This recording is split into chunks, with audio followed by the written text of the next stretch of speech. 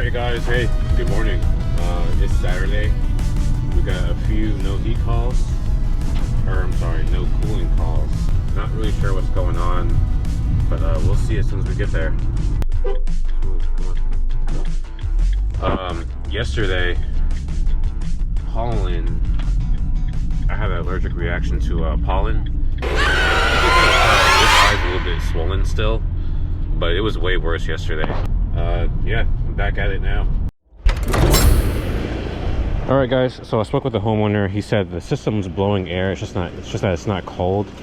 This is the unit. As you can tell, it's short cycling. Short cycling is where it goes on and off.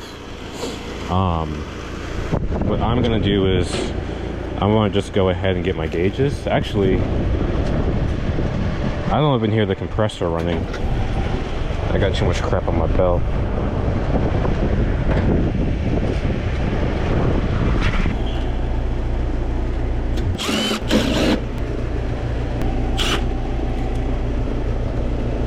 So now that we know that the unit's doing that, I just gotta record it real quick to document it. Pretty much check everything because last time I was out here, the capacitor was weak. I can see the contactor is a little burnt and pitted. 0 volts. I also want to check the indoor unit. I will do that later just to verify that there's no overflow or anything going on. But I didn't hear the compressor kick on, so I do want to check that first and make sure that's good. This is a 40 microfarad capacitor. Looks like someone put 39.5 when they were out here. Let me just verify and see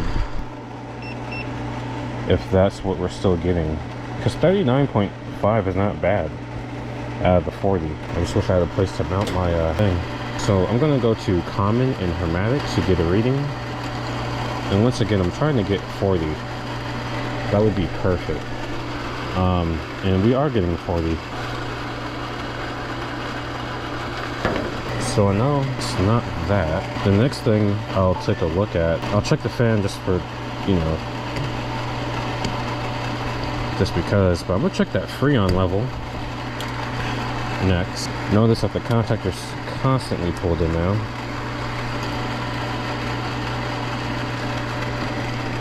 And the fan is 5.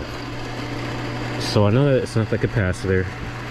I'm gonna go get my gauges and see what pressures we're at. So by the way, the indoor is blowing air, so that's good. So I know that none of the switches are messed up. All right guys, so I'm gonna hook up the gauges here. That was terribly slow. I haven't used these gauges in a minute. Anyway, I'm gonna open this up. I gotta bleed them. See what the standing pressures are. Is this 410A? I think it is 410A. But they look pretty good standing. Let me turn this on. I'm pretty sure it's gonna be on the refrigerant. Now the compressor's running. I think I hear it. All right, pressures are dropping rapidly. We're at 160, now we're at 102. So we definitely have a leak, and that's what's causing this system to short cycle. What's happening is the pressures get so low that the low pressure switch is tripping, causing it to turn off. So now I have to go inside and figure out where this refrigerant leak is at. All right, so we are in the indoor unit. The system was running. I just turned it off.